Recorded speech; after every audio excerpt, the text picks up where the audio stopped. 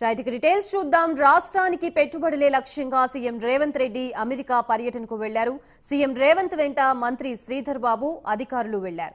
10 రోజుల పాటు సీఎం రేవంత్ రెడ్డి అమెరికాలో పర్యటించనున్నారు. ఈ నెల 14 వరకు ఈ పర్యటన కొనసాగనుంది.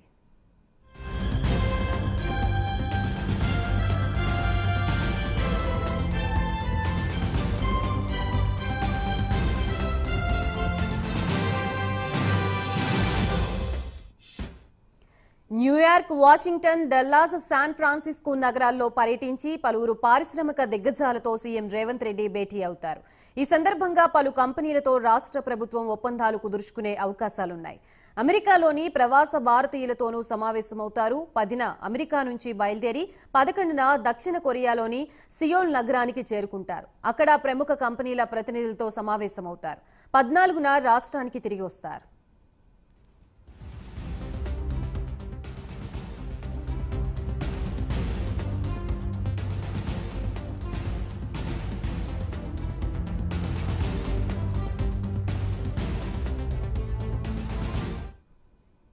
రేవంత్ రెడ్డి సీఎంగా బాధ్యతలు స్వీకరించిన తర్వాత జనవరి 15 నుంచి 19 వరకు స్విట్జర్లాండ్లోని దావోస్లో జరిగిన ప్రపంచ ఆర్థిక సదస్సులో పాల్గొన్నారు.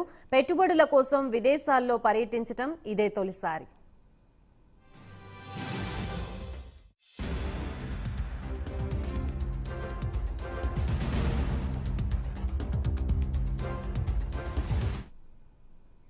తెలంగాణ సీఎం విదేశీ పర్యటనకు సంబంధించి మనకి పూర్తి అప్డేట్స్ ఇవ్వడానికి మా ప్రతినిధి చందు సిద్ధంగా ఉన్నారు.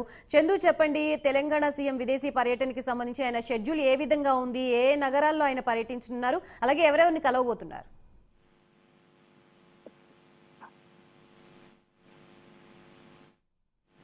తెలంగాణ రాష్ట్రానికి పెట్టుబడులు తీసుకురావడమే లక్ష్యంగా సీఎం రేవంత్ రెడ్డి అమెరికా, దక్షిణ కొరియా దేశాల పర్యటనకు బయలుదేరి వెళ్లారు. ఆగస్టు 14 వరకు ఈ పర్యటన అయితే కొనసాగనుంది. సీఎం వెంట సిఎస్ శాంతికుమార్ తో పాటు ఐటీ పరిశ్రమల శాఖ ప్రత్యేక కార్యదర్శి జయేష్ రంజన్, అదేవిధంగా పరిశ్రమల శాఖ ప్రత్యేక కార్యదర్శి విష్ణువర్ధన్ రెడ్డి కూడా వెళ్లారు.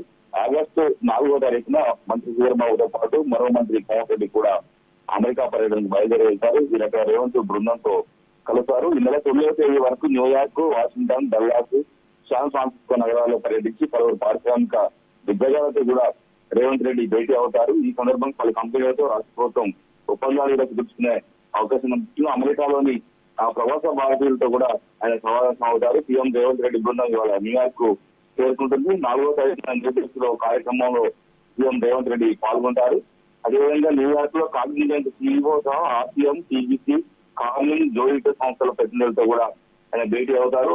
అదేవిధంగా ఈ నెల 6న టెక్నికో, ఎఫ్టీఏ ఉన్నతాధికారులతో సమావేశం తర్వాత న్యూయార్క్, వాషింగ్టన్ చేరుకుంటారు. ఐటీ సేవల సంస్థలతో రౌండ్ టేబుల్ సమావేశంలో కూడా ఆయన పాల్గొంటారు. ఇక ప్రపంచ బ్యాంక్ అధ్యక్షుడితో కూడా రేవంత్ రెడ్డి సమావేశం అవుతారు. అనంతరం డల్లాస్ వెళ్తారు. ఈ నెల 7న Charles Schwab head Mahatma Gandhi memorial plaza సందర్శిస్తారు.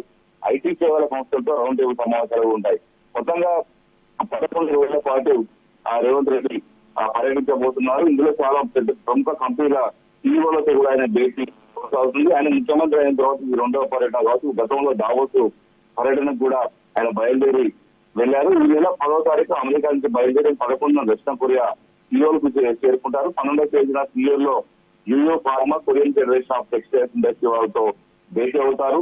13న ఆన్ రివర్ ప్రాజెక్టు పై డిప్యూటీ మేయర్ తో కూడా భేటీ అవుతారు. 14వ తారీఖు హైదరాబాద్ తిరిగి ప్రయాణం అవుతారు. మొత్తంగా చూస్తుంటే 11 రోజుల పాటు రేవంత్ రెడ్డి బృందం పెట్టుబడుల కోసం 2 దేశాల్లో కూడా పర్యటించబోతుంది.